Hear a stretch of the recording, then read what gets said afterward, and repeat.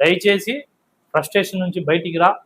First Kerala, నాకు తెలిసి నీ ట్రీట్మెంట్కు బెస్ట్ ప్లేస్ వచ్చి కేరళకు పోయి ఒక వారం ఏం నష్టం రాలే, ఊళ్ళో చూసుకుంటాం, నేనుంటా, నువ్వు వారం. ఒకవేళ ప్రతిపక్షంగా ఎవరన్నా నష్ట కష్టాలు జరిగితే ఆ వారం నేనే పిలుపునిస్తా, ప్రజలు నా దగ్గర రండి, ఒక 10 రోజులు నేను ఇక్కడ కూర్చుంటా. నువ్వు ప్రశాంతంగా కేరళకు పోయి మంచి ఆయుర్వేదిక్ వైద్యం తీసుకొని నీ మనసులో బాధ ఏముందో, నీకు ఇష్టమైన తిండి వంటకాలు అన్నీ పిచ్చుకోబో, ఫ్యామిలీ అందరినీ పిచ్చుకోబో, బాగా కుటుంబంతో. ఫోన్ ఆఫ్ చేయి, నువ్వు మళ్ళీ ఫోన్ ఆన్లో పెట్టుకోకు. వాడు ఫోన్ చేసి ఈడ అది జరిగింది, ఇది జరిగింది, ఎన్ని డిస్టర్బెన్స్ వద్దు. ఫోన్ స్విచ్ ఆఫ్ చేయి 10 రోజులు. ప్రజలకు ఏం సమస్య వచ్చినా రాచమౌళి దగ్గరికి పోవాలనుకున్నాను, నా దగ్గర రండి అని నేను పిలుపునిస్తా. 10 రోజులు స్విచ్ ఆఫ్లో పెట్టు సెల్లు. బాగా కూర్చో, ఫ్యామిలీతో స్పెండ్ చేయి, ఇష్టమైన వంటకాలు తిను, మంచి రుచికరమైనవి నీ నోటికి ఏవి తీసుకోవాలనిపిస్తే అవి తీసుకో. అప్పుడు మనసులో నీకు బాధ ఏందో చెప్తే అక్కడ ఆయుర్వేదం ట్రీట్మెంట్ తీసుకొని నువ్వు రా, వచ్చి మాట్లాడు.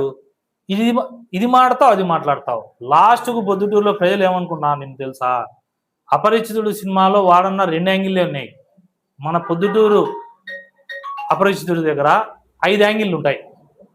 ఒకటి వచ్చినప్పుడు ప్రవీణ్ నన్ను నాశనం చేశాడు అనే యాంగిల్ ఒకటి. 2వ యాంగిల్ వచ్చేసి ప్రవీణ్ నా పిల్లోడు జుజుబి, నేను చెప్పను అంటాడు. 3వ యాంగిల్ పోతాడు, నన్ను చంపాలనుకున్నారు, వాళ్ళు అది చేసినారు, ఇది చేసినారు అంటావు. 4వ యాంగిల్ వాళ్ళకనే లెక్క తీసుకుంటావు. 5వ యాంగిల్ ప్రజలకు విపరీతమైన టార్చర్ చూపినావు నీకు అధికారం ఉంటే. ఈ 5 యాంగిల్ నీవి కరెక్టా కాదా చెప్పు, నువ్వే చెప్పు.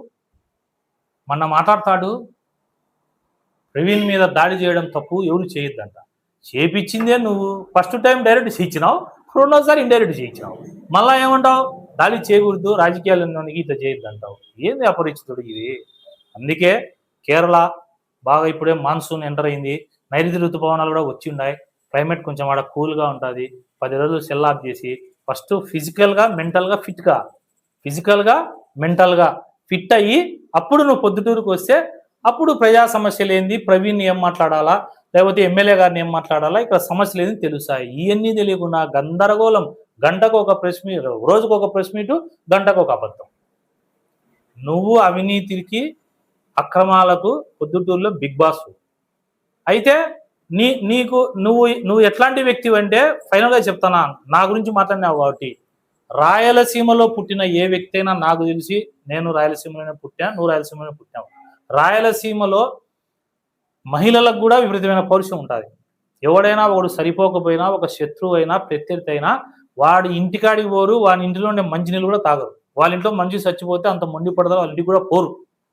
అంటే ఒక కమిట్మెంట్ ఉంటుంది వాళ్ళలో. ఎందుకంటే రాయలసీమలో ఉండే ప్రజలకు మనకు నిజాయితీ ఎక్కువ. నువ్వు ఎట్ట రాయలసీమలో పుట్టావు నాకు అర్థం కాదు.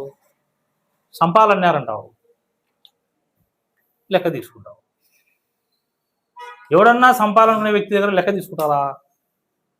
ఇప్పుడు నాకు ఎవడో నువ్వే అన్నావు కదా ప్రేమలేఖ రాసినాడని. ఆ ప్రేమలేఖ రాసినంతో నేను బతికిన రోజులు వైరమే పాటిస్తా.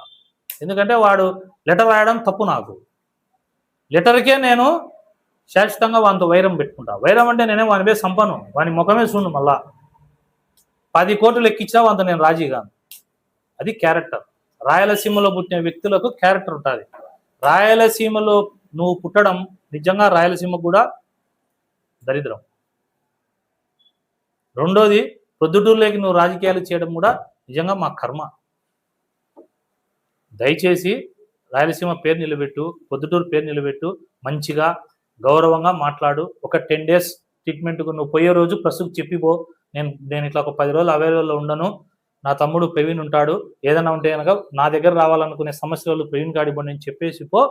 నీ దగ్గర మీ వైఎస్ఆర్ పార్టీ వాళ్ళు కూడా సమస్యలు ఉన్నాయన్నా, ప్రజలు ఎవరైనా నీకోసం సమస్యలకు వచ్చినా కూడా నాకు అందరూ ఒకటే, నాకు పొద్దుటూరు ప్రజలందరూ ఒకటే. నేను ఖచ్చితంగా వాళ్ళ సమస్య మీద మాట్లాడతా, చేతనేం చేస్తా. దయచేసి ఒక పని చేయాలని చెప్పేసి కోరుతాను.